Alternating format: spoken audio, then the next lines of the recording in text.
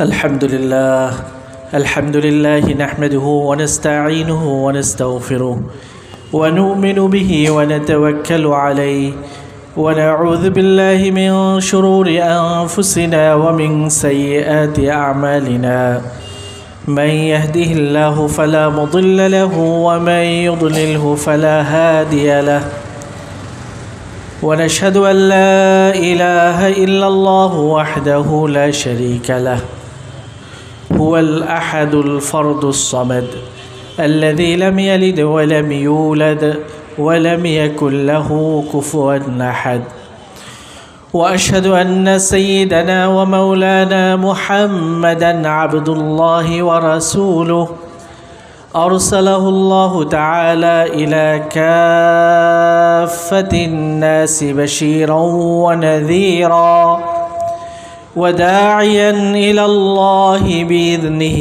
وسراجا منيرا قال الله تبارك وتعالى أعوذ بالله من الشيطان الرجيم بسم الله الرحمن الرحيم ألم نشرح لك صدرك ووضعنا عنك وزرك الذي أنقض ظهرك ورفعنا لك ذكرك فإن مع العسر يسرا إن مع العسر يسرا فإذا فرغت فانصب وإلى ربك فارغب صدق الله مولانا العظيم بارك الله لنا ولكم في القرآن الحكيم اللهم صل على محمد وعلى آل محمد كما صليت على إبراهيم وعلى آل إبراهيم إنك حميد مجيد اللهم بارك على محمد وعلى آل محمد كما باركت على إبراهيم وعلى آل إبراهيم إنك حميد مجيد আজকে ইত্তেহাদুল উলামা মিরসরাইয়ের উদ্যোগে আয়োজিত সিরাত মাহফিলের সম্মানিত সভাপতি এবং মঞ্চে উপবিষ্ট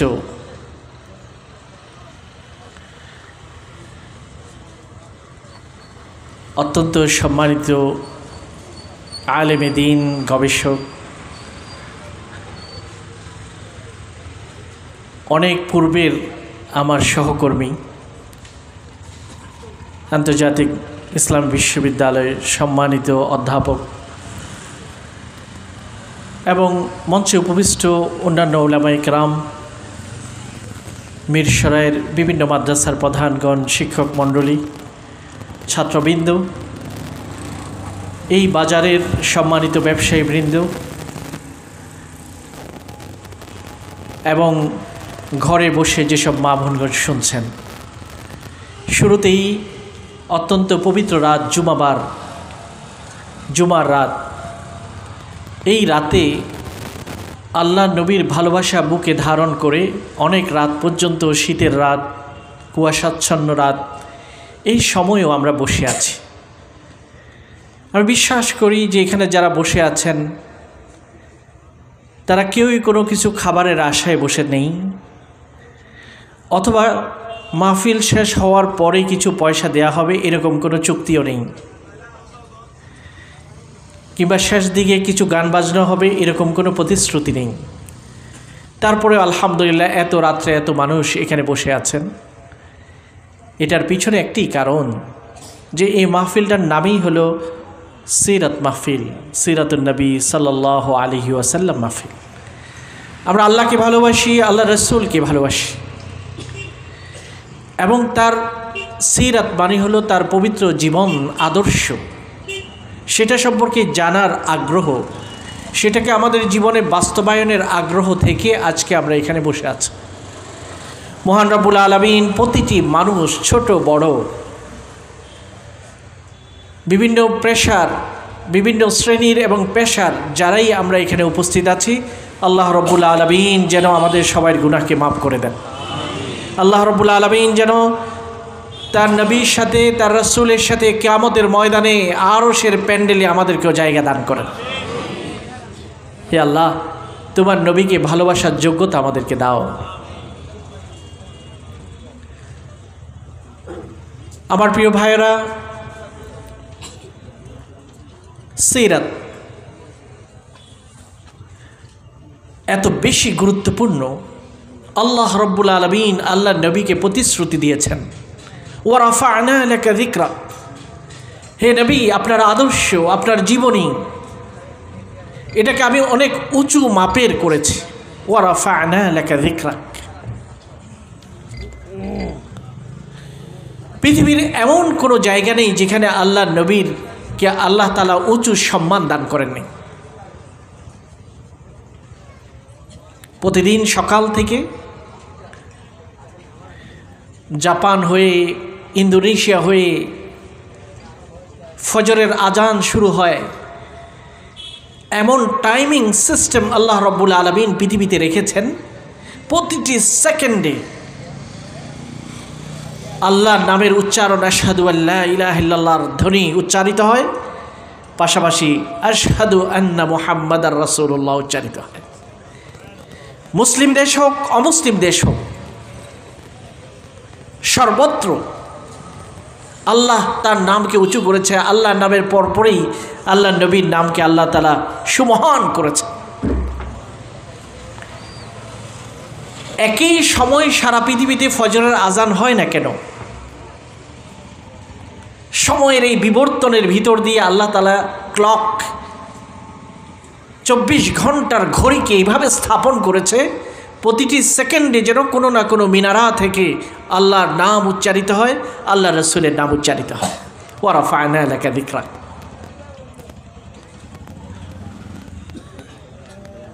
ইংল্যান্ডের আমি যেই শহরে থাকি ওই শহরটির নাম হলো সাউথেন-অন-সি। সাউথেন-অন-সি একটা শহর।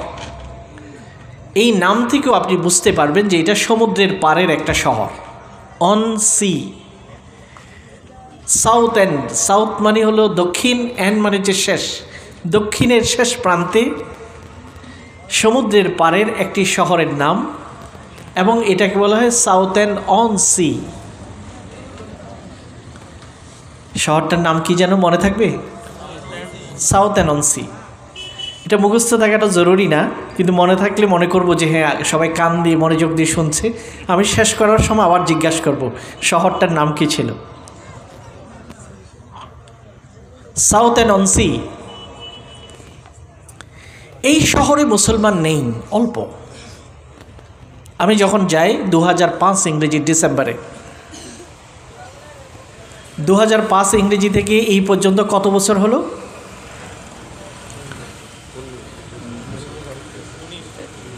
অঙ্কে এত কাঁচা হলে তো হবে না, জগৎটা এত জোরে চলছে। 2024 থেকে 2005কে যদি বিয়োগ করা হয় বের হয়ে যাবে। এতক্ষণ সময় লাগলো? জোরারগঞ্জের মানুষ অঙ্কে দেখি কাঁচা, এখানে এত ভালো ভালো স্কুল আছে।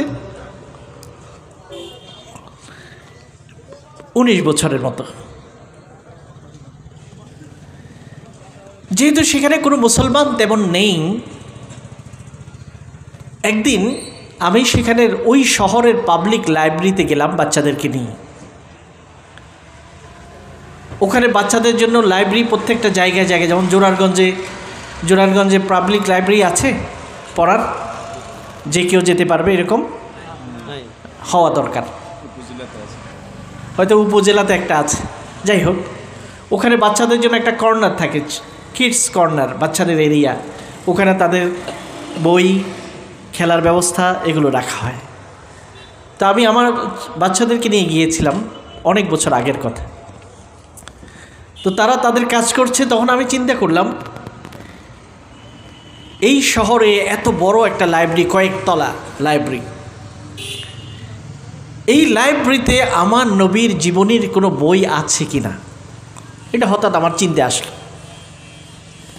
হাজার হাজার বই এখানে আছে, আমার নবী কি এই সমুদ্রের তীরে এসেছেন কিনা? লন্ডনের বিখ্যাত নদীর নাম হলো টেমস নদী। লন্ডন পার্লামেন্টের পাশ থেকে ওটা আছে, প্রবাহিত হয়, চমৎকার একটি নদী। সেটা এসে এই শহরের মোহনায় সমুদ্রের সাথে মিক্স হয়েছে, টেমস নদীর মোহনা। এই শহরে আমার নবী কি এসেছিলেন?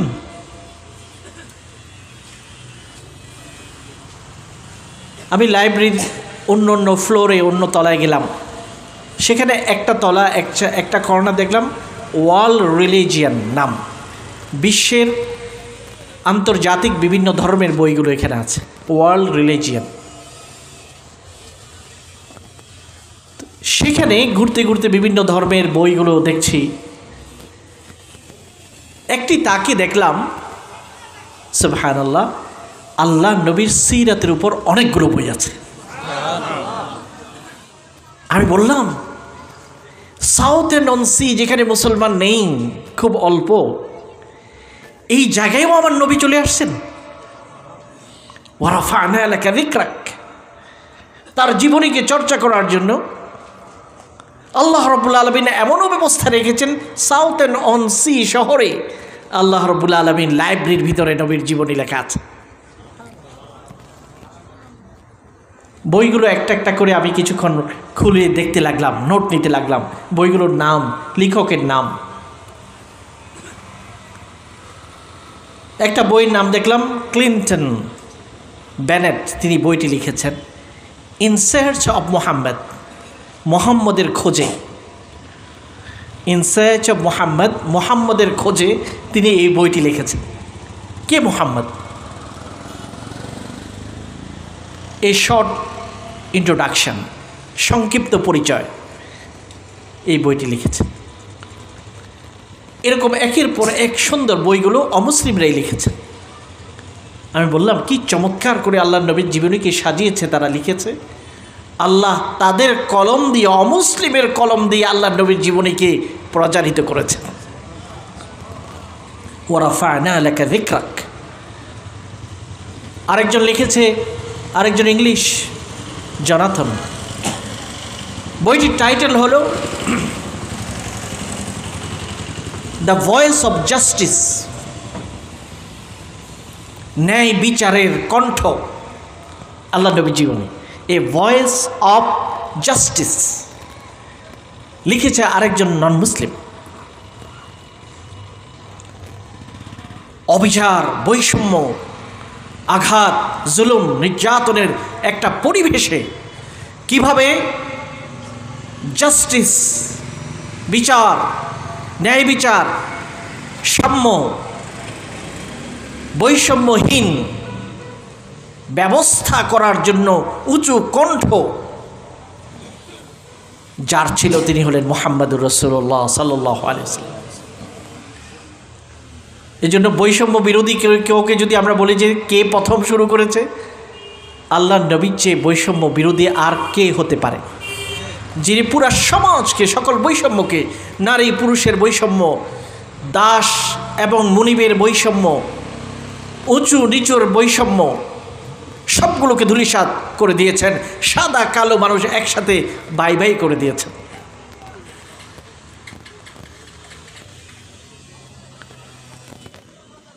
তিনি বলেন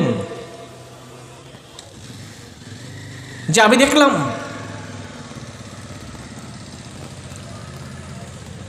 আল্লাহ নবীর পাশে, কবরের পাশে রওজা জিয়ারত করার জন্য মানুষ যায়, প্রতিটি সেকেন্ড এবং মিনিটে খালি নেই, সালাম দিচ্ছে। একজন বয়স্ক ব্যক্তি ইন্ডিয়া থেকে এসেছে হুইল চেয়ারে করে, পুলিশ তাকে সালাম দেওয়ার জন্য রাস্তা করে দিয়েছে, আল্লাহ নবীকে সালাম পেশ করার জন্য। হাদিসের মধ্যে আছে, আমরা যখন দূরে বসে আল্লাহ নবীর উপর দরুদ শরীফ পাঠ করে, আল্লাহ তাআলা এক দল ফেরেশতাকে নিয়োগ করেন, যেই ফেরেশতারা ওই সালাত এবং সালাম দরুদগুলোকে আল্লাহ নবীর কাছে পৌঁছে দেন। ইন্না লিল্লাহি মালাইকাতান সাইয়াহিন ফিল আরদ, পৃথিবীর বিচরণ করে আজকে আমরা এখানে আল্লাহ নবীর দরুদ শরীফ পাঠ করেছি, বারবার আল্লাহ নবীর নাম আসছে, আমরা বলছি সাল্লাল্লাহু আলাইহি ওয়াসাল্লাম। এই দরুদগুলোর সংবাদ কিন্তু আল্লাহ নবীর কাছে আল্লাহ তাআলা ফেরেশতার মাধ্যমে প্রেরণ করেন, পৌঁছে দেন। কিন্তু কেউ যদি আল্লাহ নবীর কবর রওজার পাশে গিয়ে সালাম পেশ করে, আল্লাহ রাব্বুল আলামিন আল্লাহ নবীকে রূহ দান করেন, তিনি সরাসরি উত্তর দান করেন। তো একজন লোক হুইল চেয়ারে করে, বয়স্ক, অসুস্থ, হাঁটতে পারেন না, তাকে নিয়ে যাওয়া হয়েছে, তিনি সালাম পেশ করছেন, চোখ দিয়ে তার পানি টপ টপ করে পড়ছে। তাকে জিজ্ঞাসা করা হলো, আপনার জীবনের শখ কি, আশা কি? তিনি বলেন, আমি মদিনায় আসার পর থেকে আল্লাহর কাছে একটা জিনিসই শুধু তামান্না করছি, আশা করছি, হে আল্লাহ, আমার মৃত্যুটা তুমি সোনার মদিনায় দাও, তোমার নবীর কাছাকাছি যেন আমার কবর হয়, এটা ছাড়া আমার আর কোনো আশা নেই। এই ঘটনার উপর ওই অমুসলিম লেখক তিনি লেখেন, তিনি বলেন, আশ্চর্য, হাজারো মাইল দূর থেকে বয়স্ক লোকটি আসলো হুইল চেয়ারে করে, সে আর কিছু চায় না, শুধু এই নবীর পাশে তার কবরটা চায়। কত বড় মহামানব, কোটি কোটি অন্তরে যার এখনো পর্যন্ত ভালোবাসা দেদীপ্যমান আছে। এমন আর কোন ব্যক্তি আছে যে যার সাথে একই শহরে কবর হওয়ার জন্য কোটি কোটি মানুষের অন্তর কাঁদে? এরকম আর কি আছে পৃথিবীর ইতিহাস? তিনি বলেন, তিনি এমন একজন মহামানব,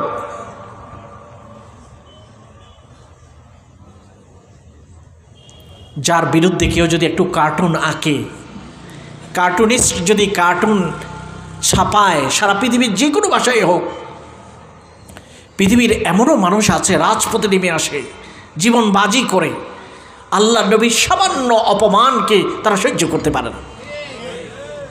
অথচ প্রতিদিন কোনো না কোনো পত্রিকায় সারা পৃথিবীতে কোনো না কোনো মহান ব্যক্তির নামে, ঐতিহাসিক ব্যক্তিত্বের নামে, রাজনীতিবিদের বিরুদ্ধে কার্টুন আঁকা হচ্ছে, কেউ জানেও না, কোনো খবরও নেই। কিন্তু কোনো একটা ডেনিশ পত্রিকায়, ডেনমার্কের পত্রিকায়ও যদি সামান্য একটা কার্টুন বের হয়, সারা পৃথিবীতে তোলপাড় হয়। তিনি সে মহান ব্যক্তি যিনি এখনো পর্যন্ত তার ভালোবাসা সারা পৃথিবীর কোটি কোটি অন্তরকে, বিলিয়ন অন্তরকে ক্যাপচার করে রেখেছে। তিনি সে মহান ব্যক্তিত্ব মুহাম্মদুর রাসূলুল্লাহ সাল্লাল্লাহু আলাইহি ওয়াসাল্লাম। আমরা এখানে যারা আছি, আমরা বিশ্বাস করি যে আল্লাহর নবীর ভালোবাসা আমাদের অন্তরে আছে। না থাকলে কেন আমরা বসে আছি? না থাকলে কেন আমরা এখানে এসেছি? এখানে কে কে আছেন যার অন্তরে আল্লাহর নবীর কোনো ভালোবাসা নেই? এরকম যদি কেউ থাকেন, একটু হাত তুলেন, পুরস্কার দেওয়া হবে। প্রশ্ন হলো, যার অন্তরে আল্লাহর নবীর কোনো ভালোবাসা নেই, তাকে হাত তুলতে বলা হলো, কিন্তু কেউ হাত তুললেন না। এর বিপরীত প্রশ্ন করি যে কি, আমি হাত দেখতে চাই, আল্লাহর নবীকে কারা কারা ভালোবাসেন, একটু হাত তুলেন। সুবহানাল্লাহ। হে আল্লাহ, তুমি এই হাতগুলোকে কবুল করো, কিয়ামতের ময়দানে হে আল্লাহ তুমি সাক্ষী করে রাখো, আজকের এই ভিডিওকে, আজকের এই সিনারিওকে আমরা তোমার নবীকে ভালোবাসি, আমরা দাবি করেছি। ঠিক আছে, আল্লাহু আকবার। ওয়া রাফা'না লাকা যিকরাক, হে নবী, আপনার মর্যাদাকে আমি অনেক উঁচু করে দিয়েছি।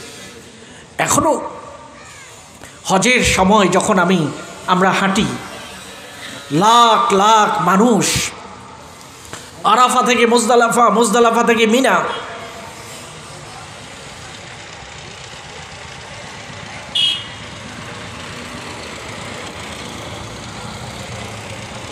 তারা চলছেন, হাঁটছেন, লব্বাইক আল্লাহুম্মা লব্বাইক, এই চিৎকার করে। আমার কাছে চিন্তা হয়, আজ থেকে কিছুদিন আগে, কিছু বছর আগে এখানের মানুষরা আল্লাহর নবীকে তিরস্কার করে বলেছে, হে মুহাম্মদ, তুমি তো লেজ কাটা আবতার, কে তোমার মনে রাখবে?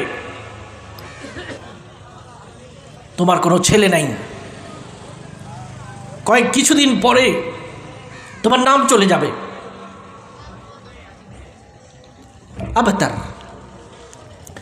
আজকে কয়েক মিলিয়ন মানুষ যখন আরাফা থেকে মুজদালিফা, মুজদালিফা থেকে মিনা, কাবার চতুর্দিকে তারা ঘুরছে, আল্লাহ নবীর কথা বলছেন, লা শারীকা লাক স্লোগান দিচ্ছেন, তখন আপনি আশ্চর্য হবেন, হে আবু জেহেল, হে আবু লাহাব, তোমরা বলে ছেলে মোহাম্মদ আবতার, তার নাম নেওয়ার কেউ থাকবে না? আজকে তোমাদের নাম নেওয়ার জন্য তো একজন মানুষ এখানে আসে না।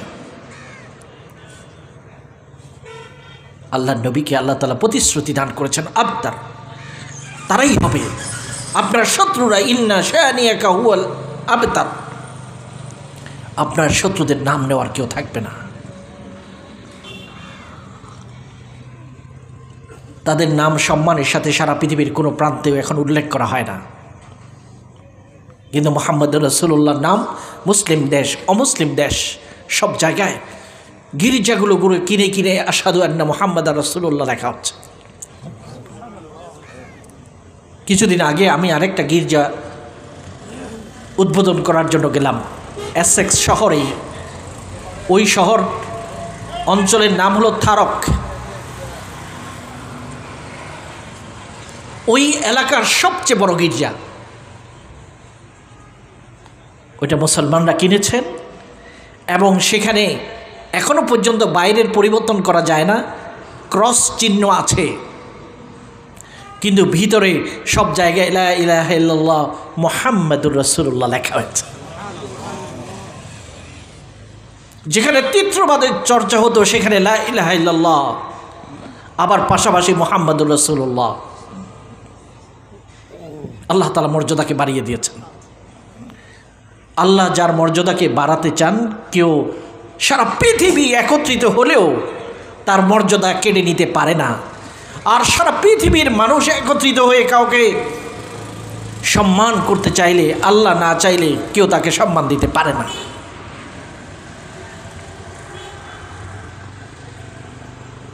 এই জন্য আজকে আমরা আল্লাহ নবীর জীবনী থেকে কিছু আদর্শ নেওয়ার জন্য চেষ্টা করব। আমাদের জীবনে যেন আল্লাহ নবীর সিরাতের গ্রাম থাকে, আমার ব্যবহারে, আমার কথায়, আমার পরিবারে, সর্বত্র যেন আল্লাহ নবীর গ্রাম থাকে। আমি যদি সাহসের সাথে বলতে পারি আমি আল্লাহ নবীর উম্মত, আল্লাহ নবীর প্রতিনিধি।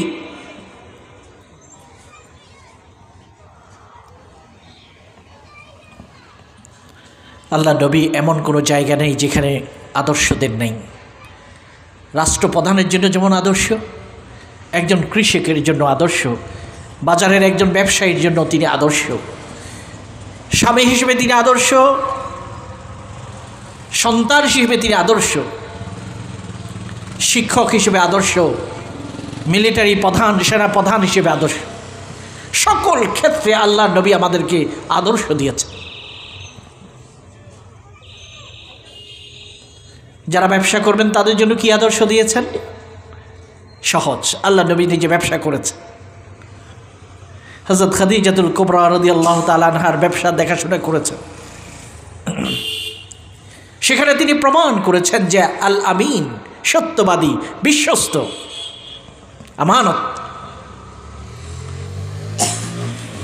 আর একজন ব্যবসায়ীর জন্য এটা হচ্ছে সবচেয়ে বড় গুণ। আল্লাহ নবী ঘোষণা করেছেন আত-তাজিরুস সাদুকুল আমিন মা'আন নাবিয়্যিন ওয়াস-সিদ্দিকিন ওয়াশ-শুহাদা। একজন ব্যবসায়ী, তিনি মুদির ব্যবসা করেন, ফার্মেসি ব্যবসা করেন, গ্রোসারি ব্যবসা করেন, যেটাই করেন, কাপড়ের ব্যবসা করেন, যে ব্যক্তি সত্যবাদী হবে, আমানতদার হবে আল্লাহ নবীর আদর্শ অনুযায়ী, সে ব্যবসায়ী হয়ে জোরারগঞ্জে ব্যবসা করেছে, কিয়ামতের ময়দানে তাকে দেখা যাবে নবীদের কাতারে তাকে আল্লাহ জায়গা করে দিয়েছে। শুধু এই জন্য সততার সাথে ব্যবসা করেছে, সিন্ডিকেট তৈরি করে নেই, স্টক করে জিনিসপত্রের দাম বাড়িয়ে দেয় নেই, কৃত্রিম সংকট তৈরি করে দেয় নেই, ওজনে মানুষকে কম দেয় নেই, পচা মাল মানুষের পকেটে ঢুকিয়ে দেয় নেই, ব্যাগে ঢুকিয়ে দেয় নেই। আল্লাহ নবী একবার বাজারে গেলেন, বাজারে যাওয়ার পরে একটা গমের ব্যবসায়ী তার গমের টালের ভিতরে আল্লাহ নবী হাত ঢুকিয়ে দিয়েছে, বাজার চেক করার জন্য নবী গিয়েছে। হাত ঢুকিয়ে দেওয়ার পরে গমের ভিতরে টাল থেকে দেখা গেল ভিজা গম, উপরে খুব সুন্দর করে সাজানো শুকনা গম।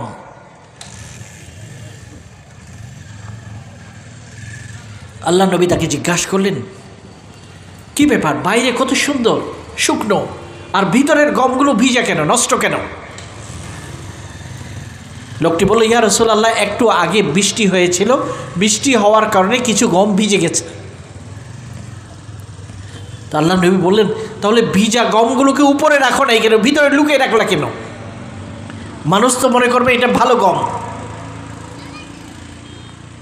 তখন তিনি তাকে সতর্ক করে বললেন, মান গাশশা ফালাইসা মিন্না, ব্যবসা করার ক্ষেত্রে কেউ যদি ধোঁকা দেয়, দোষ গোপন করে বিক্রি করে, সে আমার উম্মতের অন্তর্ভুক্ত হতে পারবে না। আল্লাহ নবী ব্যবসায়ীর জন্য আদর্শ দিয়েছে। সহিহ বুখারীর হাদিসে আছে, একজন লোক কিয়ামতের ময়দানে আদালতে উঠেছে, তার বিচার শুরু হলো। ফেরেশতারা বলল, হে আল্লাহ, এই লোকের আমল মাপার জন্য আমলই তো নেই। আল ওয়াজনু ইয়াউমাইযিনিল হক,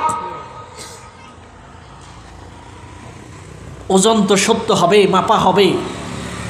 আপনি প্রশ্ন করতে পারেন, আমাদের আমল তো করে ফেললাম শেষ, ওইটা আবার মাপার কি আছে? মানুষ জিনিস মাপতে পারে, আমল তো কাজ, এটা তো হয়ে গেছে, এটা কিভাবে মাপবে? কিন্তু আল্লাহ তো বলছেন না, আমলকে মাপা হবে, আপনার কাজটাকে মাপা হবে। কিভাবে মাপা হবে? ফামান সাকুলাত মাওয়াজিনুহু ফাহুয়া ফি ঈশাতির রাদিয়া, আমল যদি ভারী হয় তাহলে সে সুন্দর জীবন ভোগ করতে পারবে। আমল তো শেষ, কাজ তো করে ফেলছি, শেষ, আবার কাজ কিভাবে মাপা হবে? অনেকে বলেন যে আপনার জ্বর কিভাবে মাপা হয়? জ্বর তো দেখা যায় না, জ্বর তো জিনিস না, এটাকে তো মাপা যায় না, পাল্লাতে তোলা যায় না, ওই জ্বর কিভাবে মাপা হয়? কি বলেন, থার্মোমিটার দিয়ে জ্বর মাপা হয় না? জ্বর দেখা যায়? এরকম অনেক জিনিস পৃথিবীতে আছে যেগুলো দেখা যায় না, কিন্তু এগুলো মাপা হয়। আপনার আমলটা এভাবে মাপা হবে, কিভাবে হবে আল্লাহই জানেন। তো লোকটা আদালতে উঠেছে, তার আমল মাপা হবে। ফেরেশতারা বলছে, হে আল্লাহ, তার মাপার জন্য তো কোনো আমলই নেই, পকেট খালি, আমল নামা খালি।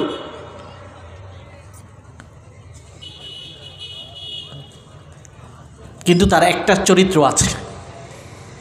চরিত্র কি? সে বাজারে ব্যবসা করত। যখন কেউ তার থেকে বাকি নিয়ে যেত,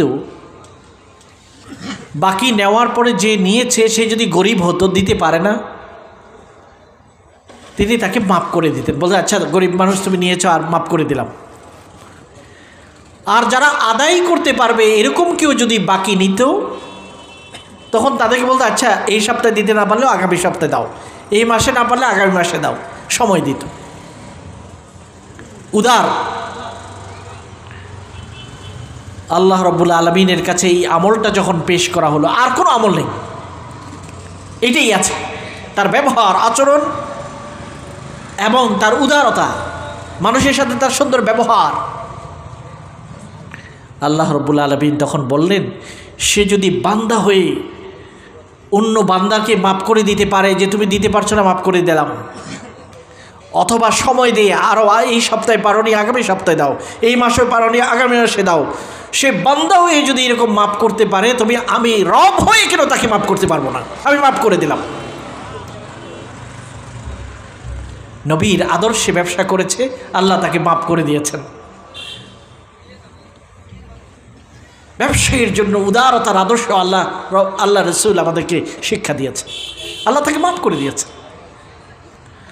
প্রতিটি ক্ষেত্রে আল্লাহ রাব্বুল আলামিন তার রসুলের মাধ্যমে আমাদের জন্য মডেল তৈরি করে দিয়েছেন, আদর্শ তৈরি করে দিয়েছেন। আল্লাহ নবী কখনো কাউকে গালি দেন নাই, লানত করেন নাই, বাজারে এসে হইচই করে চিৎকার গালাগালি মারামারি করেন নাই। লাম ইয়াকুন ফাহাশান ওয়ালা মুতাফাহিশান, আজে বাজে কোনো খারাপ গালি নবীর মুখ দিয়ে বের হয়নি। আপনি উম্মত হয়ে এমন কোনো দিন যায় না যে গালি মুখ দিয়ে বের হয় না। কিভাবে সেই নবীর উম্মত হবেন? বাইরে বাজারে না দিলেও ঘরে গিয়ে স্ত্রীকে গালাগালি করেন। অনেক মানুষ আছে বাইরে কিছু করতে পারে না, বাড়িতে গিয়ে ওয়াইফকে গালাগালি করে, স্ত্রীকে। আল্লাহ নবী কখনো তার স্ত্রীকে গালি দেন নাই, মারেন নাই, কোনো চাকরকে কর্মচারীকে খারাপ ব্যবহার করেন নাই, কর্মচারীদের সাথে একসাথে খাওয়া দাওয়া করেছেন। একজন সাহাবী, তার নাম হলো আবু যর, তাকে দেখলো যে তার কর্মচারীকে মারছে। আল্লাহ নবী তার পিছনে গিয়ে তাকে বললেন, আবু যর, ইন্নাকা মরুন ফিকা জাহিলিয়া, হে আবু যর, এখনো তোমার মধ্যে জাহিলি দোষ রয়ে গেছে। মুসলমান হয়ে গেছো, জাহিলি দোষ রয়ে গেছে। এই কর্মচারীগুলো আল্লাহ তোমাদের অধীন করে দিয়েছেন। আল্লাহ চাইলে তাকে মালিক বানাতে পারতেন, তোমাকে কর্মচারী বানাতে পারতেন। খবরদার, আল্লাহর জন্য দেরি হয় না। উপরকে নিচে, নিচেকে উপর করতে দেরি হয় না। 2024 ইংরেজি সারা পৃথিবীতে এই কথা দেখিয়ে দিয়েছে কিভাবে আল্লাহ রাব্বুল আলামিন উঁচু থেকে নিচে নামাতে পারে, আবার নিচে যারা ছিল তাদেরকে উপরে নিতে পারে। আল্লাহ দেখিয়েছেন, শুধু আমাদের দেশে নয়, সিরিয়াতেও দেখিয়েছে, বাশার আল আসাদ। এই জন্য তোমার কর্মচারী বলে তুমি তাকে খারাপ ব্যবহার করো না, আল্লাহ তাআলা উল্টা করে দিতে পারেন। হে আবু যর, যেই কাপড় তুমি পরিধান করবে তাকেও সেই কাপড় দাও, যে খাবার তুমি খাবে সেই খাবার তাকে দাও। এরপর থেকে আবু যরকে দেখা যেত তার দাস, তার কর্মচারী দুইজনেই বাজারে আসতেন একই পোশাক পরে। মানুষ হাসতো, আবু যর কি পাগল নাকি তুমি? তোমার কাপড় আর তোমার চাকর তার কাপড় একই রকম। তখন আবু যর রাদিয়াল্লাহু তাআলা আনহু এই ঘটনা বলতেন, আল্লাহ নবী আমাকে একবার বলেছেন, সারা জীবনের জন্য সেটা আমি ভুলতে পারবো না। সাহাবাদেরকে একবার বললে হয়ে যেত, তারা জীবনের জন্য সেটাকে আমল করতেন, তারা পরিবর্তন করতে পারতেন। এই জন্য আল্লাহ নবীকে আমরা ভালোবাসি বলে দাবি করেছি। আল্লাহ নবীর ভালোবাসার সবচেয়ে বড় পরিচয় হলো চরিত্রকে সুন্দর করা, ব্যবহারকে সুন্দর করা। ইসলাম ব্যবহারের মাধ্যমে সারা পৃথিবীতে প্রচারিত হয়েছে। তরবারি দিয়ে ইসলাম প্রচার হয়নি, ব্যবহার। সুন্দর ব্যবহার, আল্লাহ নবী ছিল নরম ব্যবহার।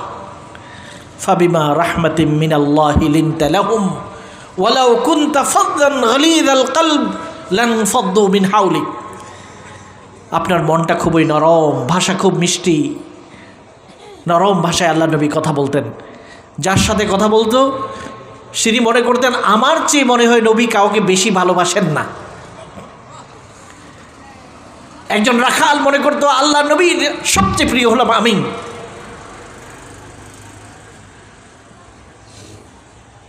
এত সুন্দর ব্যবহার।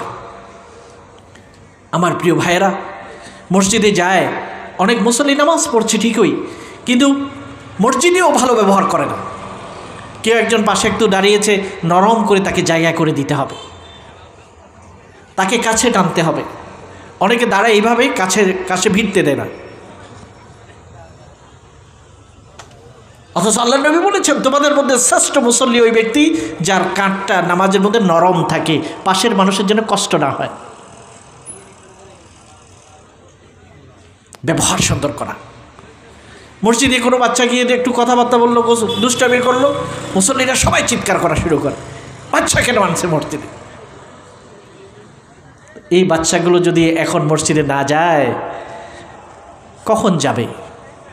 মসজিদ থেকে আমরা যদি তাড়িয়ে দিই তাহলে তো বড় হয়ে তারা আর মসজিদেও আসবে না। ব্যবহার, ছোটদের প্রতি মায়া। আল্লাহ নবী নামাজ পড়াচ্ছেন, বাচ্চা পিঠের উপর বসে আছে। হযরত হাসান হুসাইন রাদিয়াল্লাহু তাআলা আনহু, এটা কি সহিহ হাদিসে নাই? আল্লাহ নবী সেজদা থেকে উঠে না, সবাই তো চিন্তায় পড়ে গেল, কি ব্যাপার এত লম্বা সেজদা?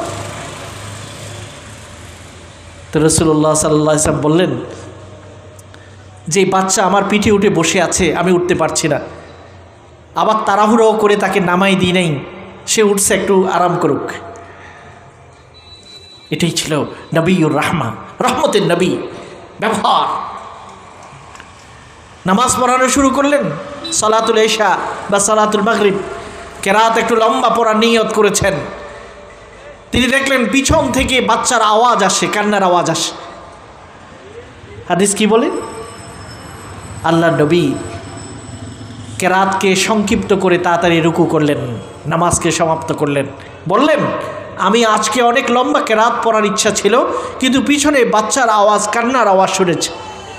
আমি চিন্তা করলাম, এই বাচ্চার মাটি বাচ্চা নিয়ে মসজিদে এসেছে, মায়ের না কত কষ্ট হবে আমি যদি লম্বা কেরাত পড়ি, এই জন্য আমি সংক্ষেপে পড়ে দিয়েছি। ব্যবহার, মায়া, মমতা, সকলের কথা চিন্তা করা।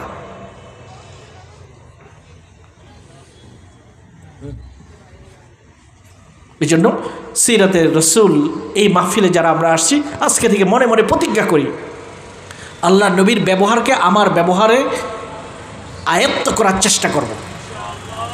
আল্লাহ নবীকে ভালোবাসি দাবি করেছি, কিন্তু ব্যবহার খারাপ হলে তো আমি আল্লাহ নবীর অনুসারী হয়ে খারাপ ব্যবহার করলে আল্লাহ নবীর বদনাম হবে, আমি সেই বদনাম করতে দেব না।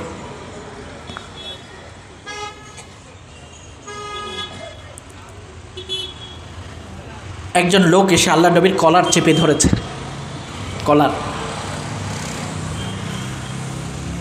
আমার কেউ কখনো কলার চেপে ধরে নেই, আমি মনে করি কোনো আলেমের কলার কেউ চাপি ধরে না এখন, কিন্তু আল্লাহর নবী, বিশ্ব নবী সৈয়দুল আম্বিয়া ওয়াল মুরসালিনের কলার চেপে ধরেছে। হযরত ওমর রাদিয়াল্লাহু তাআলা আনহু খুবই রাগী মানুষ ছিলেন, নবীর কলার চেপে ধরেছে। এবং লোকটি বলছে, আমার কিছু পাওনা তোমার কাছে আছে, তুমি এখনো আদায় করো নাই। অথচ পাওনা রাসূলুল্লাহ যে টাইম দিয়েছে, টাইম এখনো হয় নেই, আরো পরে হবে, কিন্তু আগে সেই কলার চেপে ধরেছে। হযরত ওমর রাদিয়াল্লাহু তাআলা আনহু অনুমতি চাইলেন যে তাকে আমি শাস্তি দেব। আল্লাহ নবী বলছেন, না ওমর, পাওনাদারের কথা বলার হক আছে, সে পাওনাদার। যদি এখানে আল্লাহ নবীর কোনো ভুল নেই, আল্লাহ নবী ওয়াদা ভঙ্গ করেন না, যেই টাইমে দেবে বলছেন এখনো টাইম আসে নেই, কিন্তু এই লোক তারপরেও খারাপ ব্যবহার করেছে। আল্লাহ নবী চাইলে তাকে মারাতে পারতেন, সাহাবাদেরকে যদি বলতেন তাকে মারো, সে বেয়াদবি করেছে, সবাই তাকে শেষ করে দিত, কিন্তু আল্লাহ নবী সেটা দেননি। ভালোবাসা, দয়া, ব্যক্তিগত কারণে আল্লাহ নবী কখনো কারো থেকে প্রতিশোধ দেন নাই। প্রতিশোধ নেওয়ার কোনো প্রবণতা আল্লাহ নবীর জীবনে ছিল না। এগুলো চরিত্র, এই আতর মাখা সুগ্রাম চরিত্রগুলো যদি আমাদের জীবনে আসে, আমাদের জীবন পরিবর্তন হয়ে যাবে।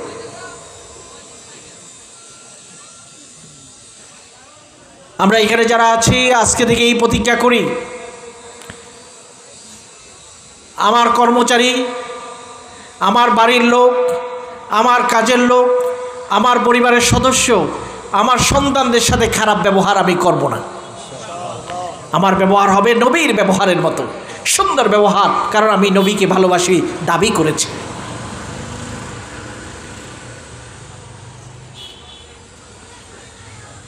ছোট বাচ্চাদের সাথে কখনো খারাপ ব্যবহার আমরা করব না, তাদেরকে বুঝাবো। কখনো হয়তো ধমকাতে হতে পারে, কিন্তু কখনো তাদের গায়ে আঘাত করব না, মারব না। কারণ আপনি যেরকম আচরণ করবে, এই বাচ্চা বড় হয়ে আপনার সাথে সেরকম আচরণ করবে। আজকে আপনি মনে করছেন সে তো কিছু করতে পারবে না, জোরে রাগ, যত রাগ আসছে সব জেনে ফেললেন বাচ্চাটার উপর। আপনি কি মনে করেন আপনি বেঁচে গেলেন? আপনি জুলুম করে ফেলেছেন। আপনার নিজের সন্তান হতে পারে, আপনি বলতে পারেন আমার ছেলে আমি মারছি, আপনি কে? এটা আপনার সন্তান, কিন্তু আপনি বানান নাই তাকে। আল্লাহ আপনাকে গিফট করেছেন, উপহার দিয়েছে। আল্লাহর উপহারকে অপমান করবেন না। প্রতিটি সন্তান এক একটা উপহার। পৃথিবীর অনেক মানুষ আছে কাছে একটা সন্তানের আশায়, সন্তান পায় না। আপনার কি এমন কোনো মানুষ দেখেছেন যে সন্তানের আশা করছে, কাঁদছে, আল্লাহর কাছে চায়, কিন্তু সন্তান নাই? এরকম মানুষ কি মিরেশ্বরাইতে নাই? হয়তো আপনার পাশেই আছে। ইন্ডিয়াতে যাচ্ছে, ভারতে, বিদেশে চিকিৎসা করাচ্ছে, নানা রকম পরীক্ষা, টেস্ট টিউব নিচ্ছে, তাও হচ্ছে না বাচ্চা, টেস্ট টিউব। আর আল্লাহ আপনাকে এমনি না চাইতে দিয়ে দিচ্ছে, এখন আপনি পিটাপিটি শুরু করে দিয়েছেন। এটা তো আল্লাহর গিফটের অপমান করলেন। মুমিন মুসলমান এটা করে না। আল্লাহর নবী কোনো ছোট বাচ্চাকে কখনো মেরেছে একটা হাদিস যদি দেখাতে পারেন, তাহলে এবার আপনি মারতে পারবেন। এরকম কোনো হাদিস আপনি পাবেন না বাচ্চাদেরকে আল্লাহর নবী মেরেছেন। বরং বাচ্চারা খেলাধুলা করছে, আল্লাহর নবী পাশ দিয়ে যাচ্ছেন, সবাই দাঁড়িয়ে যেত, সবাই সালাম করতে চাইতো, আল্লাহর নবী আগে তাদেরকে সালাম দিতেন।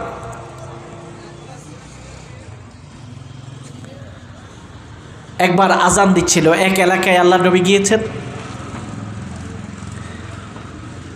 ওই এলাকায় আজান হচ্ছে, বেলাল আজান দিচ্ছে। তো বাচ্চারা, ওই এলাকার বাচ্চারা, নতুন এলাকা, অমুসলমানদের ছেলেরা, তারও বেলালের মতো ওই শব্দগুলো বলতে লাগলো, আজানগুলো। আল্লাহ নবী আজান শেষ হওয়ার পরে তাদের মধ্য থেকে একজনকে ডেকে আনলেন। তুমি কি বলছিলে? বাচ্চাটি ভয় পেয়ে গেল যে আমি যে বেলালের মুখে মুখে বলছিলাম, মনে হয় রাসূলুল্লাহ সাল্লাল্লাহু আলাইহি ওয়াসাল্লাম রাগ করেছে। আল্লাহ নবী তার মাথায় হাত দিয়েছেন যে তোমার কণ্ঠ তো কত সুন্দর, আবার বলো তো। আবার আজানটা তাকে দিয়ে বলিয়েছে। ওই সাহাবী, কোনো হাদিসে দেখা যায় যেই জায়গায় আল্লাহ নবী হাত রেখে তাকে বলেছেন তোমার আজান তো খুব সুন্দর, মায়া করে হাত দিয়েছে, ওই সাহাবী ওই জায়গার চুল সারা জীবন কখনো কাটে নাই। বাচ্চাদেরকে এইভাবে মায়া করতেন, কাছে আনতেন। এই জন্য শিক্ষকরা বাচ্চাদেরকে মায়া করবেন, আদর করবেন, পিতারা বাচ্চাদেরকে মায়া করবেন, এলাকার মুরব্বীরা বাচ্চাদেরকে মায়া করবেন। আপনি যত মায়া দেবেন তারা সুন্দর ব্যবহার শিখবে। আপনি যত খারাপ ব্যবহার করবেন সেটা তার মনের ভিতর গেঁথে আছে, সেও খারাপ ব্যবহার করবে। যে বাচ্চা তার ছোটকালে নির্যাতিত হয়, সেই বাচ্চা বড় হয়ে নির্যাতক হয়। সেই বাচ্চা মা বাবাকে বড় হয়ে কষ্ট দেয়, কারণ আপনি শিখিয়েছেন। এটা আল্লাহ আপনাকে রিটার্ন দিচ্ছে দুনিয়াতেই। এই জন্য বাচ্চাদেরকে যত্ন করবেন, মায়া করবেন, যতটুকু পড়তে পারে অতটুকু পড়ান, চাপি চাপি পড়াতে হবে না। যখন বুঝ আসবে তখন এমনিই পড়বে। এটা হচ্ছে আল্লাহ নবীর চরিত্র। মাশাআল্লাহ, ছোট ছোট বাচ্চারা খুব খুশি। তোমাদেরকে আর কেউ মারবে না, ইচ্ছা করে পড়বে, সবাই তোমাদেরকে মায়া করবে। আল্লাহ তোমাদেরকে ফুল হিসেবে দুনিয়াতে প্রেরণ করেছে, আল্লাহর উপহার সন্তানরা। এই সন্তানদেরকে যত্ন করতে হবে। এই সন্তানরাই আমাদের জন্য কিয়ামতের ময়দানে আল্লাহর দরবারে সুপারিশ করবে। এই সন্তানদের কারণে আল্লাহ আমাদেরকে মুকুট পরাবেন, আমাদের জান্নাতের পোশাক আল্লাহ পরিধান করাবেন এই সন্তানদের কারণে। কাজেই আমাদের সন্তানদের সাথে আল্লাহ নবীর সিরাত সম্পর্কে জানার পরে খারাপ ব্যবহার করব না। নিজের বাড়িকে, নিজের ঘরকে জান্নাতের একটা বাগান বানাবো। অনেকগুলো বাড়িতে আমাদের মনে আছে, ছোটোকালে গ্রামে যখন আসতাম, গ্রামের মহিলা ঝগড়াঝাটি করতো, হইচই করতো, এই ঘরের সাথে ওই ঘরের কথাবার্তা বন্ধ, হইচই ঝগড়াঝাটি গ্রামগুলোতে এগুলো হয়। আপনি আল্লাহর নবীর উম্মত হলে কি করে এগুলো করা যায়? ঝগড়াঝাটি, কথা বন্ধ। মা বোনদেরকে বলছি, যারা শুনছেন, যতটুকু মাইকের আওয়াজ যায়, আজকের শুক্রবারের রাত্র, জুমাবারের রাত্র, নবীর জীবনের উপরেই আলোচনা হচ্ছে।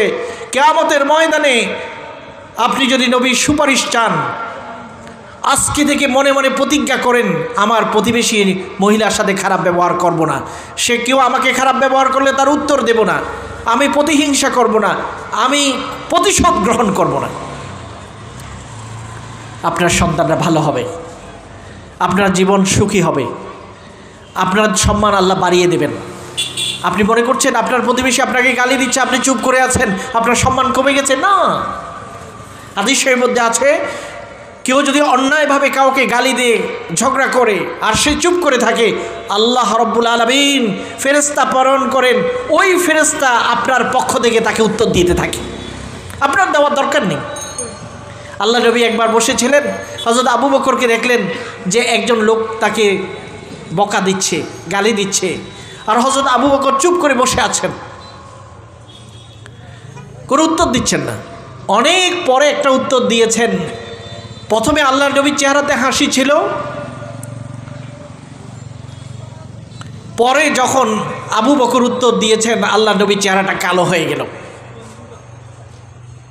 আল্লাহ নবী বললেন, হযরত আবু বকর আল্লাহ নবীকে বললেন, ইয়া রাসূলুল্লাহ, এতক্ষণ ধরে লোকটা আমাকে খারাপ কিছু বলছে, আমি কোনো উত্তর দেই নেই, আপনার চেহারাতে হাসি ছিল, আর এখন আমি একটু উত্তর দিয়েছি, আপনার চেহারা কালো হয়ে গেল, আমি তো বেশি কিছু তাকে বলিনি। আল্লাহ নবী বললেন, হে আবু বকর, হে আবু বকর, যখন তোমাকে লোকটি গালি দিচ্ছিল তোমরা কোনো উত্তর দিচ্ছ না, তখন আমি দেখতে পেলাম আল্লাহ ফেরেশতা প্রেরণ করেছে, ওই ফেরেশতা তোমার পক্ষ থেকে তাকে উত্তর দিচ্ছিল। আর যখন তুমি বললে তখন ওই ফেরেশতা চলে গেল, কোনো উত্তর আর তোমার পক্ষ থেকে দেওয়া বন্ধ করে দিল। এই জন্য আল্লাহ নবী আমাদেরকে এই মহান আদর্শগুলো শিক্ষা দিয়েছে। প্রতিটি গ্রামে, প্রতিটি ঘরে, প্রতিটি বাড়িতে এই আদর্শগুলোকে যদি আমরা লালন করতে পারি, আমাদের বাড়িটাই জান্নাত হয়ে যাবে। যায় যায় যে মারামারি মহিলারা করে, একজনের বিরুদ্ধে আরেকজন লেগে থাকে, এই হাদিসগুলো যদি আমরা জানতাম, কখনো আমরা এরকম আচরণ করতাম না। একজনের গীবত আমরা আরেকজনে করতাম না, ঘরকে আমরা শান্তিপূর্ণ রাখতাম।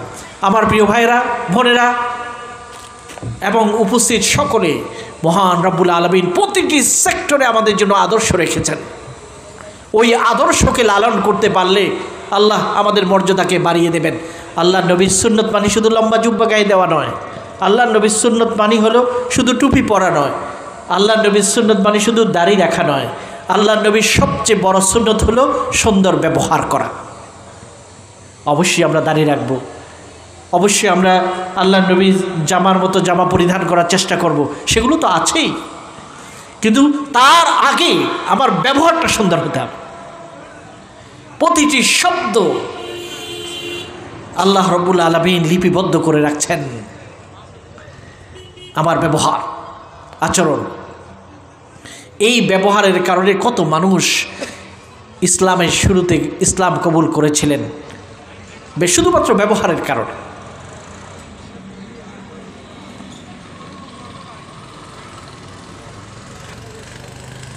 স্বামী এবং স্ত্রীর বিষয়ে আমরা বলতে চাই, এই সম্পর্কটা হচ্ছে মোবারক সম্পর্ক, বরকতপূর্ণ সম্পর্ক। এই জায়গায় যদি আমরা একজন আরেকজনের সাথে খারাপ ব্যবহার করি, আল্লাহর পবিত্র নাম নিয়ে যে আকদে নিকাহ হয়েছে, বিয়ে হয়েছে, আল্লাহর নামের অপমান হয়। আল্লাহ নবী বিদায় হজের ময়দানে বলেছেন, ইয়া আইয়ুহান নাস ইত্তাকু রাব্বাকুম ফি নিসাইকুম,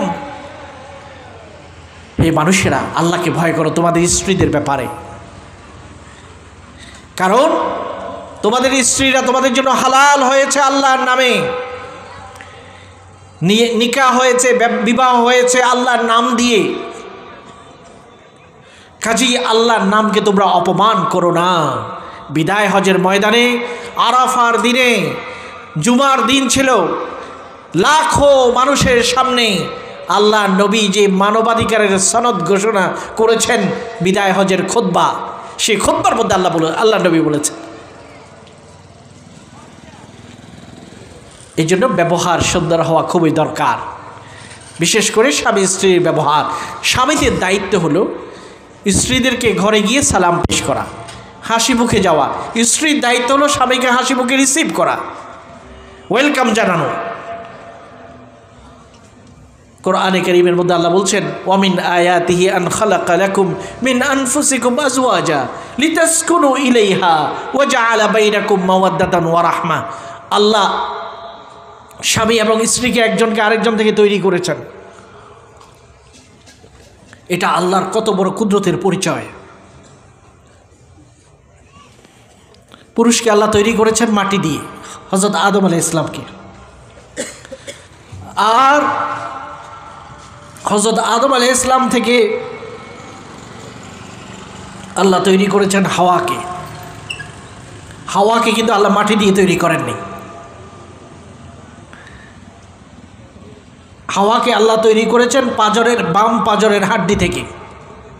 হযরত আদম আলাইহিস সালামের পাঁজরের হাড্ডি থেকে, এই জায়গা থেকে। আল্লাহ ডাইরেক্ট কেন মাটি দিয়ে তৈরি করলেন না? পুরুষকে কেন মাটি দিয়ে তৈরি করেছেন? কখনো আপনারা চিন্তা করেছেন?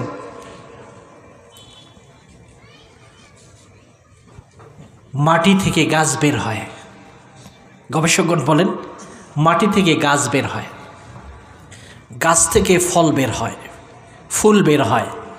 পুরুষের কাজ হলো পরিশ্রম করা, প্রোডাকশন করা। মাটি থেকে আল্লাহ ডাইরেক্ট তৈরি করেছেন। আপনি পরিশ্রম করবেন, চাষ করবেন, ব্যবসা করবেন, বাণিজ্য করবেন। মহিলাকে আল্লাহ তৈরি করেছেন বাম পাঁজরের হাড্ডি থেকে। বাম পাঁজরের হাড্ডিটা হলো মানুষের কলব, অন্তর, এই জায়গায় অন্তরের খুব কাছে। অর্থাৎ একজন মহিলাকে আল্লাহ দয়া মায়া দিয়ে তৈরি করেছেন, যত্ন দিয়ে তৈরি করেছেন। এই জন্য মহিলারা বেশি যত্ন করতে পারে, অন্যকে বেশি মায়া দিতে পারে, সন্তানদেরকে লালন পালন করতে পারে। পুরুষ সেটা পারে না। এই জন্য আপনার স্ত্রী আপনাকে যত্ন করে, লালন করে, আপনাকে আপনার কাপড় ধুয়ে দেয়, আপনার ঘরের কাজ করে, আপনার সন্তানদেরকে বড় করে। এই স্ত্রীকে যদি আপনি মর্যাদা না দেন তাহলে কাকে দেবেন? প্রশ্ন জাগে যে আমার স্ত্রী বেশি কথা বলে, এই জন্য আমি বিরক্ত।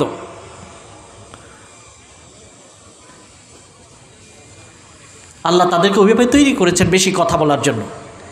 একজন মহিলা প্রতিদিন গড়ে 20,000 শব্দ ব্যবহার করে। কত হাজার? আর একজন পুরুষ ব্যবহার করে 14,000। তো কথা কে বেশি বলবে? মহিলার উপর। আপনি বিরক্ত হবেন না, আপনি শুনবেন, মনোযোগ দিয়ে শুনবেন। আমি কিছুদিন আগে মদিনায় গিয়েছিলাম। মদিনার একটি লাইব্রেরিতে সুন্দর একটা কিতাব পেয়েছি। নতুন কিতাব আসছে বাজারে, কিতাবটা নিলাম। কিতাবটার নাম হলো লির রিজালি ফাকাত, শুধুমাত্র পুরুষের জন্য এই বই, লির রিজালি ফাকাত। আমি পড়া শুরু করলাম, এত চমৎকার। কাতারের একজন সাংবাদিক তিনি এই বইটি লিখেছেন, লির রিজালি ফাকাত। সেখানে তিনি বলেন একজন মহিলা বেশি কথা বলবে, মহিলারা হলো বালুর ট্রাকের মতো। ওনার দৃষ্টান্ত, বালুর ট্রাক। বালুর ট্রাকে কি করে? ট্রাকে যখন বালু ভরা হয়, যতক্ষণ পর্যন্ত এই বালুগুলোকে আনলোড না করে, যেই জায়গায় ফেলে দেওয়া দরকার ওই জায়গায় না দেওয়া হয়, ততক্ষণ পর্যন্ত বালুগুলো থেকে, ট্রাক থেকে বালু পড়তে থাকে। রাস্তা দিয়ে যখন যায় কিছু কিছু বালু পড়তে থাকে। একজন মহিলা তার অনেক দুঃখের কথা, সুখের কথা তার মনের ভিতরে বালুর ট্রাকের মতো জমে আছে। আপনি যখন মনোযোগ দিয়ে তার কথাগুলো শুনবেন, এটার অর্থ হলো এই ট্রাক থেকে বালুগুলোকে ফেলে দেওয়া হয়েছে, এখন সে শান্তি পাবে। এই জন্য তাকে কথা বলতে দিতে হবে। মহিলাদেরকে যদি আপনারা মুখ বন্ধ করে দেন, না কথা বলতে পারবে না, তখন হবে কি? মহিলারা মানসিক অসুস্থ হয়ে পড়বে, ডিপ্রেস হয়ে যাবে। এই জন্য স্বামীর সাথে তাকে কথা বলার সুযোগ দিতে হবে। একজন লোক তার স্ত্রীর উপর খুবই নারাজ, তার স্ত্রী খুব ঝগড়া করে, অনেক বেশি কথা বলে। তিনি তাকে বললেন, খবরদার, তুমি যদি বেশি ঝগড়া করো আমি হযরত ওমরের কাছে যাব, বিচার দেব। আর হযরত ওমরকে বিচার দিলে কি হবে তুমি জানো? মহিলাও খুব জাদ্রেল মহিলা, বলছে যাই দেখো, বিচার দাও, দেখি কি করতে পারে। তো লোকটি হযরত ওমরের দরজার কাছে আসলো, বাড়ির কাছে আছে। বাড়ির কাছে এসে দেখে হযরত ওমরের ঘরের ভিতরে তুফান হচ্ছে।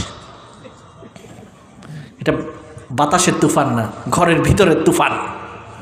স্ত্রী হইচই করছে হযরত ওমরের সাথে। হযরত ওমর চুপচাপ। হযরত ওমরের মতো রাগী মানুষ, জবরদস্ত মানুষ, চুপচাপ, কোনো উত্তর নেই। লোকটি আশ্চর্য হয়ে গেল, যেই লোক বাইরে এত বীর সিংহ, সে ঘরের ভিতরে এত বড় তুফান হচ্ছে, কোনো উত্তর দেয় না কেন? তো লোকটি বলল, আমার বিপদের কথা তাকে আর কি বিচার দিব, তার ঘরেই তুফান, আমার ঘরের তুফানের কথা তাকে আর কি বলবো, আমার ঘরের তুফানের চেয়ে তো তার ঘরের তুফান আরো বেশি, সে কিভাবে আমাকে সমাধান দেবে? হযরত ওমর রাদিয়াল্লাহু তাআলা আনহু ঘর থেকে বের হলেন, দেখলেন যে লোকটা চলে যাচ্ছে, তাকে ডাকলেন, বললেন, কি ব্যাপার, তুমি কেন আসছিলে, কিছু না বলে চলে যাচ্ছ? তখন বলছে, না কিছু না, বলতে চায় না, বুঝছি সমাধান তো হবে না। অনেক চাপাচাপি করার পরে বলছে যে আমি আমার স্ত্রীর বিরুদ্ধে বিচার দেওয়ার জন্য আসছি, সে শুধু মুখে মুখে তর্ক করে, কথা বলে, ঝগড়া করে, আমি বিচার দেওয়ার জন্য আপনার কাছে আসছিলাম, কিন্তু এসে আপনার ঘরের যে তুফান দেখলাম, তখন মনে হলো আর বলে লাভ কি।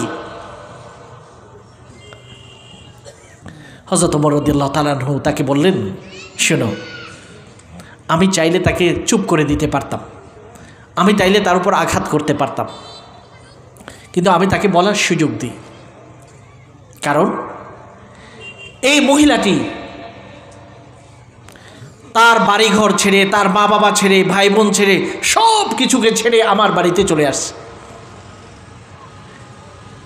তার শোয়ার রুমটা, মানুষের সবচেয়ে প্রাইভেট হলো নিজের বাড়ির শোবার ঘর, বেডরুম, সেটাও ছেড়ে আমার কাছে চলে আসছে।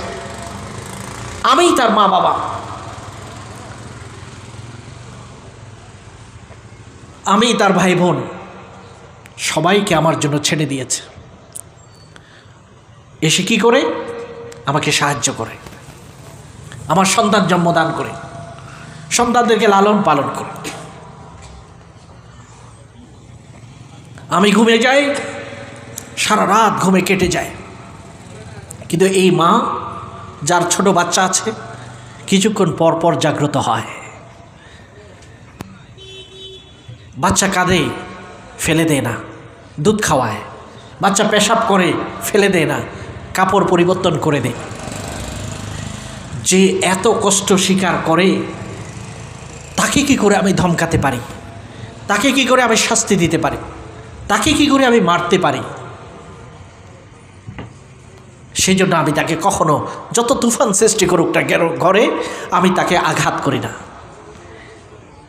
আমি তাকে চুপ করে দিই না।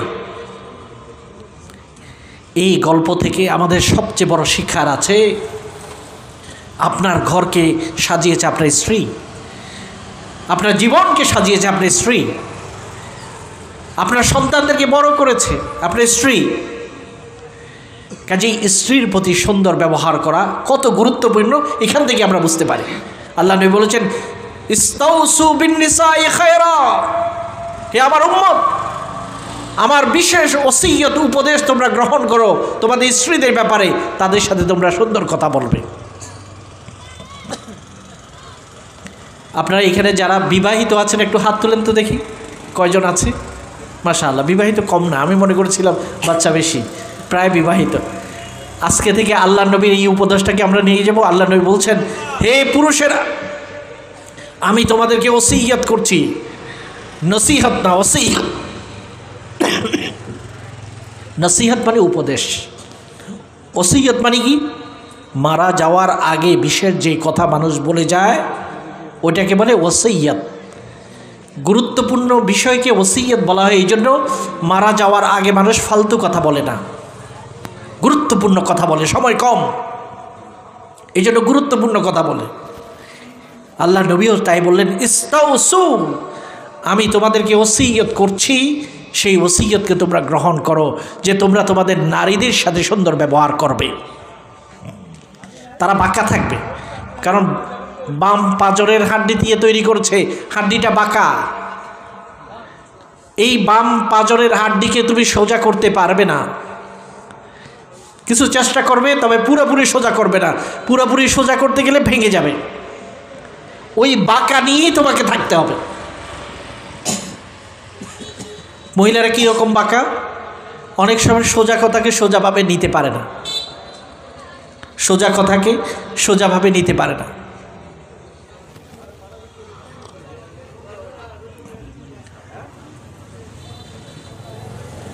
নেগেটিভভাবে নেই, আর ওই সময় আপনাকে মাথা ঠান্ডা রাখতে হবে, তার নেগেটিভের উত্তরে আপনাকে পজিটিভ উত্তর দিতে হবে।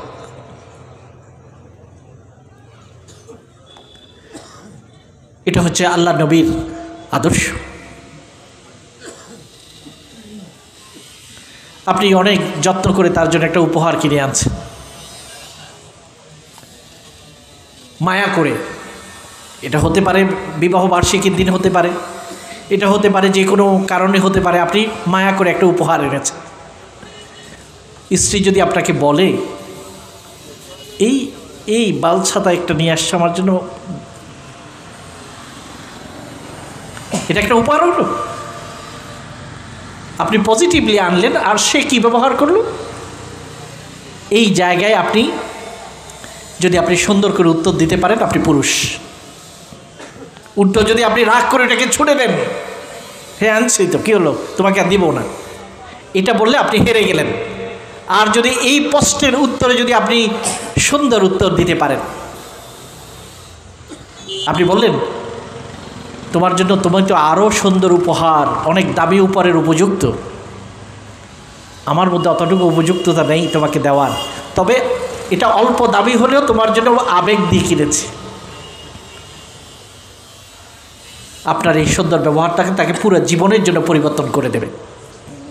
হারিয়ে যাব না, হেরে যাব না, রাগ করে হেরে যেতে চাই না আমরা, বরং আমাদেরকে সুন্দর ব্যবহার করে প্রজ্ঞা দিয়ে আমাদেরকে সফল হতে হবে, পরিবারগুলোকে সুন্দর করতে হবে। এই স্ত্রী কখনো আর খারাপ ব্যবহার করবে না।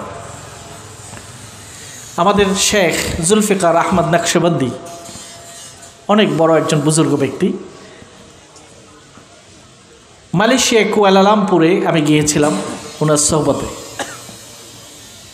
ওনার অনেক কিতাব আছে, সুন্দর সুন্দর কিতাব। আপনারা যারা বই পড়তে পছন্দ করেন তারা পড়ার চেষ্টা করবেন। উর্দুতে আছে, বাংলায় অনুবাদ হয়েছে, ইংরেজিতেও বই লিখেছেন। অনেক বড় স্কলার, একজন ইঞ্জিনিয়ার, মেকানিক ইঞ্জিনিয়ার, পরে আলেম ও হাফেজও হয়েছে। অদ্ভুত। তিনি বলেন যে একজন যুবক আমার কাছে এসে বলল যে আমার স্ত্রীকে অনেক দিনদার বানানোর চেষ্টা করছি, কিছুতেই কাজ হচ্ছে না, আমার কথাই শোনে না, খারাপ ব্যবহার। তখন উনি বলছেন যে তোমাকে একটা ওষুধ বলি, ওই ওষুধটা তুমি আজকে ব্যবহার করো, 1 মাস পরে আমার কাছে আবার আসবে। ওষুধ কি? যে তোমার স্ত্রী কোন জিনিসটা বেশি পছন্দ করে, কোনটা খেতে পছন্দ করে। তখন সে বলল, বিশেষ একটা মিষ্টির নাম বলল, ওই মিষ্টিটা সে খুব পছন্দ করে। বলল আজকে তুমি যাওয়ার সময় ওই মিষ্টিটা নেবে এবং তার মুখে সেটা খাইয়ে দেবে, মুখে খাবার তুলে দেবে।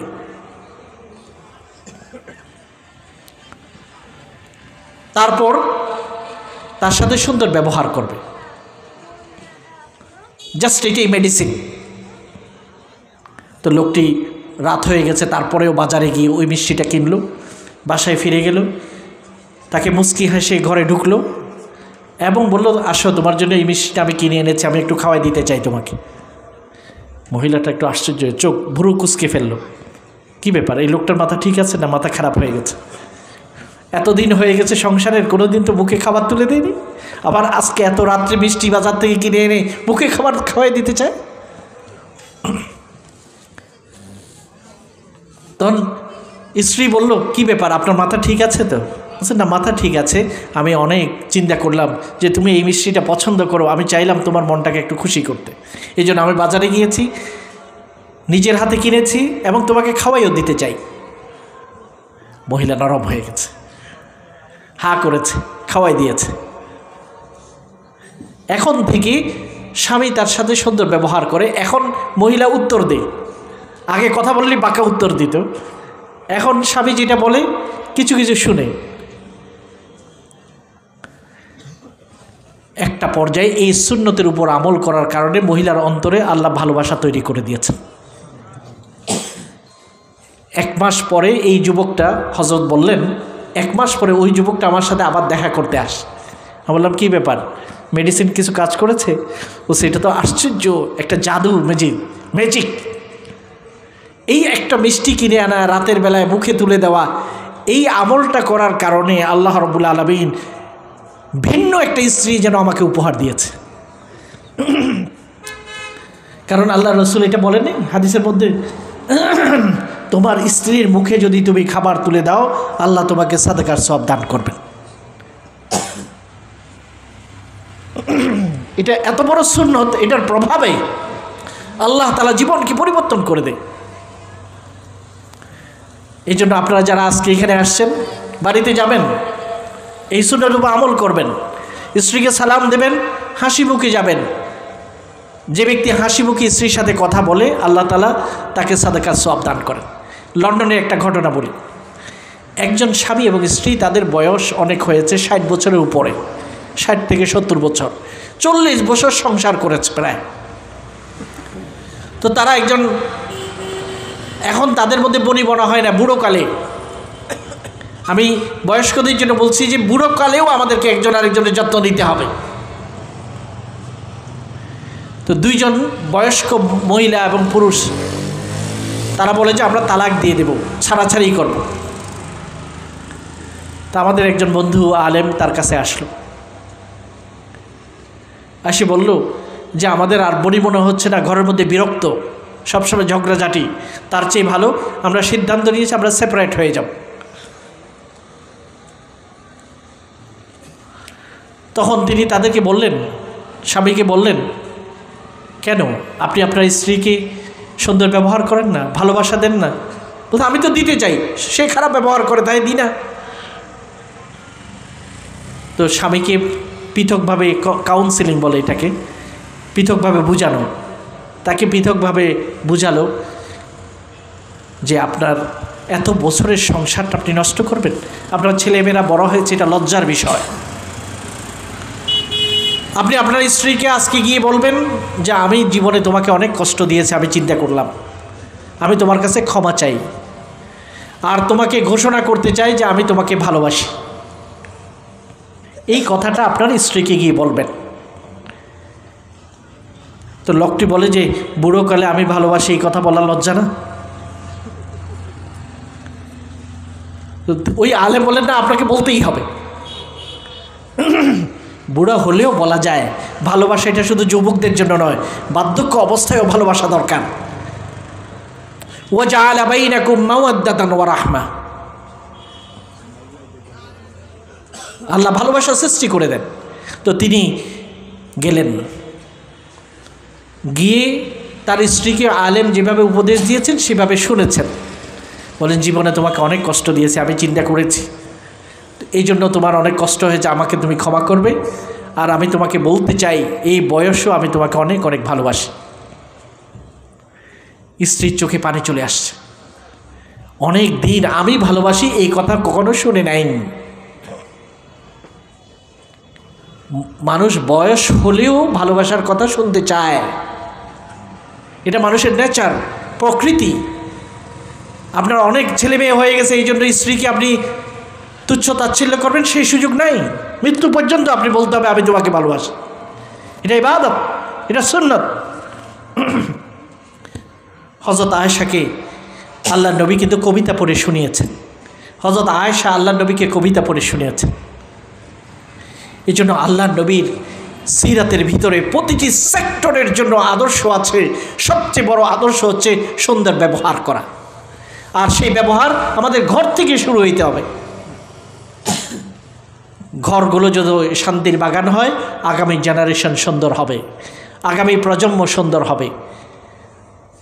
আল্লাহ নবীর যে আদর্শ, সততার আদর্শ, উদারতার আদর্শ, হাসি মুখে থাকার আদর্শ, আরেকজনের মেহমানদারি করার আদর্শ, অমুসলিমদের প্রতি সুন্দর ব্যবহার আল্লাহ নবী করেছেন। এই আদর্শগুলো যদি আমাদের সমাজে থাকে, আমাদের সমাজটা প্রস্ফুটিত হবে, সুন্দর হবে, এবং চতুর্দিকে ভালোবাসার গোলাপগুলো পাপড়ি মেলে আমাদেরকে আলোকিত করবে, সুন্দর করবে। আপনার আশেপাশে যদি কোনো অমুসলিম থাকে, আপনার সবচেয়ে বড় দায়িত্ব হলো তাদের প্রতি যত্ন নেওয়া, তাদেরকে ভালোবাসা দেওয়া। এই দেশে মুসলমান বেশি, এই জন্য এই দেশটি সাম্প্রদায়িক দেশ নয়, কারণ মুসলমানরা কখনো অমুসলিমদের উপর আঘাত করতে পারে না, প্রতিবেশীর উপর আঘাত করতে পারে না, কারো মন্দিরে আক্রমণ করে না, কারো দেবদেবীর উপর আক্রমণ করে না, কারো দেবদেবীকে গালি দেয় না। আল্লাহ নিজে কোরআনে বলেছেন, ওয়ালা তাসুবুল্লাযীনা ইয়াদউনা মিন দুনিল্লাহ, যারা আল্লাহ ছাড়া অন্য কোনো দেবদেবীকে পূজা করে তাদেরকে তোমরা গালি দিও না, তাদের দেবদেবীকে গালি দিও না, আল্লাহর নির্দেশ। হযরত আব্দুল্লাহ ইবনে ওমর রাদিয়াল্লাহু তাআলা আনহু কুরবানির দিন বললেন, তার ঘরের কাজের লোককে বললেন, কোরবানির গোশত আমার পাশের বাসায় যে ইহুদি থাকে তার বাড়িতে দিয়ে আসো, এবং অন্যান্য প্রতিবেশীর বাড়িতেও দিয়ে আসো। কিছুক্ষণ পর আবার জিজ্ঞাসা করলেন, কোরবানির গোশত কি ইহুদিদের বাড়িতে দিয়েছ? সে বলতে এখনও দিই নাই, দেব। আরও কিছুক্ষণ যাওয়ার পরে আবার জিজ্ঞাসা করলেন, পাশের বাসার যে ইহুদি আছে তার বাড়িতে কোরবানির গোশত দেওয়া হয়েছে? 3 বার বলার কারণে ওই গোলাম জিজ্ঞাসা করলো, আপনি বারবার আজকে কোরবানির গোশত ওই বাড়িতে দেওয়ার জন্য এতবার কেন বলছেন? অন্যান্য প্রতিবেশীদের কথা তো এতবার বলেন নাই, ইহুদি প্রতিবেশীর জন্য এতবার কেন বললেন? হযরত আব্দুল্লাহ ইবনে ওমর রাদিয়াল্লাহু তাআলা আনহু বলেন যে আমি চিন্তা করলাম, তুমি হয়তো তাকে ইহুদি মনে করে কোরবানির গোশত নাও দিতে পারো। আর মনে রাখবে, আল্লাহ নবী আমাকে নির্দেশ দিয়েছেন প্রতিবেশীর সাথে সুন্দর আচরণ করার জন্য, এবং তিনি এই কথাও বলেছেন, জিবরিল আলাইহিস সালাম যতবার দুনিয়ার বুকে এসেছেন ততবার তিনি আমাকে নির্দেশ দান করেছেন প্রতিবেশীর সাথে যেন সুন্দর আচরণ করি। আমার কাছে মনে হলো হয়তো প্রতিবেশীদেরকে ওয়ারিস বানিয়ে দেবে, সম্পত্তির মালিক বানিয়ে দেবে। এই জন্য লোকটি ইহুদি মনে করে তুমি হয়তো তার বাড়িতে কোরবানির গোশত নাও দিতে পারো, এই জন্য আমি বারবার তোমাকে স্মরণ করে দিলাম তার বাড়িতে যেন আগে দাও। তার বাড়িতে আগে দিলে 2টা উপকার, একটা হলো প্রতিবেশীর হক আদায় হবে, দ্বিতীয়ত মুসলমানদের যে সুন্দর অসাম্প্রদায়িক চরিত্র আছে, সুন্দর আচরণের যে চরিত্র আছে সেটা তার কাছে ফুটে উঠবে। আর তুমি যদি সেটা না করো তাহলে তারা মনে করবে মুসলমানরা সংকীর্ণ। এই জন্য আব্দুল্লাহ ইবনে ওমর রাদিয়াল্লাহু তাআলা আনহু 3 বার তাকে নির্দেশ দিলেন, আমার প্রতিবেশী ইহুদি, তার বাড়িতে তুমি কোরবানির গোশত দিয়ে আস। আমার প্রিয় ভাইরা, আমরা যারা এখানে শুনছি, আমাদের চতুর্দিকে অনেক অমুসলিম ভাই বোনরা আছেন, তারাও আদম আলাইহিস সালামের সন্তান, আদম হাওয়ার সন্তান, তারাও মানবিকভাবে আমাদের ভাই এবং বোন।